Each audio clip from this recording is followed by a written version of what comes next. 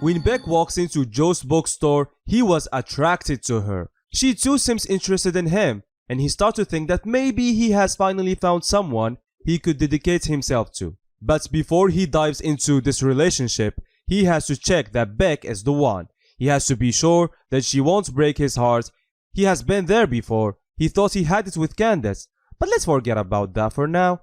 As soon as Beck leaves the bookstore, Joe finds her on Instagram, Facebook, Twitter. She is on all of them. This allows him to break down every single part of her life. Where does she work? Who is she friends with? Ex-boyfriends? But all of that is just parts of her act to look amazing and popular. But what is she like when she's alone? Thankfully, her windows allow him a proper view of everything that's happened in her apartment. And hard work pays off. Joe succeeds in planting himself in Beck's life. He steals her phone, and because it is synced to her cloud, it allows him to look at all of her personal texts. What is she talking about to her friends, and what are they saying back?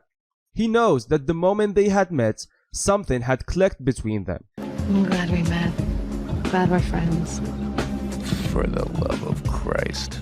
It would be very easy to make her fall in love with him, but he needed to take care of Benji. Babe, I told you people are basically good.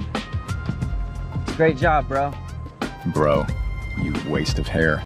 An entitled, rich, and a rather dumb brat who just won't let go of Beck. So after holding him captive in the basement of his bookstore for a few days, Joe gets rid of Benji. Things just start to get more interesting with the appearance of Peach, who from the very first day did not like him, did not like Joe, and didn't even try to. She even tries to turn him into a thief. In her defense, Joe did steal the Wizard of Oz book from her library and also stole her laptop, but she didn't need to make a show out of that. Joe finally understood why, because Peach was in love with Beck. So Joe decided that Peach isn't a good presence in Beck's life and she needs to join Benji in the afterlife. He attacks her at the park when she is on her morning jog, but the stubborn creature survives. This in turn makes Beck even more sympathetic to her, and they leave for Greenwich to spend the weekend together, where Peach demands from Beck to move to Paris with her. In the evening, a man visits them. Peach gets them drunk and high and tries to make out with Beck.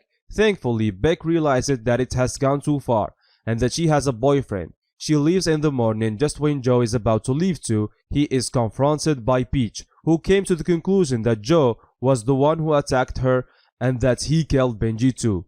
Joe tries to run. Things get out of hand and Peach dies. He wrote a suicide note and finally, all his problems have been solved.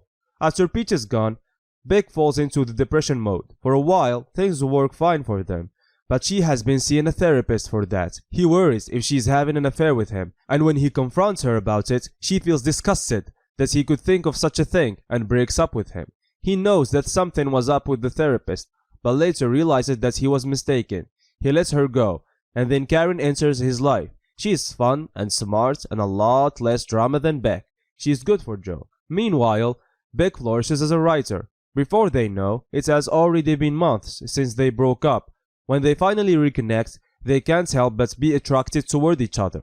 Eventually, Joe breaks up with Karen and gets back together with Beck. Soon after he discovers that Beck had lied about the therapist, she did have an affair with him, which means she cheated on Joe. He confronts her again, and this time she accepts her mistake.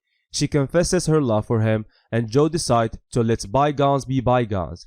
Finally, everything is well, until she finds about the space above the ceiling. She discovers the box that gives her all the evidence for his crimes. She tries to run away, but he throws her into the basement, the same prison where he had held Benji captive. He tries to explain to her, and after some time, she begins to come around. She even gives him a way out, telling him to plant the evidence against the therapist and let him take the blame for the murders. Joe knows they can make it work, and he opens the cage. Beck finds her opportunity and runs out, but she forgot that Joe knows the place much better than her. She fails to find a way out, and Joe kills her. The first season ends with the appearance of Candace, who was Joe's ex-girlfriend. But what will happen, because from the trailer it seems like she is the one that will be following him now. What will happen when a stalker is stalked? things are just starting to get more and more interesting. We don't know what will happen in the next season, but it will start next week, so stay tuned.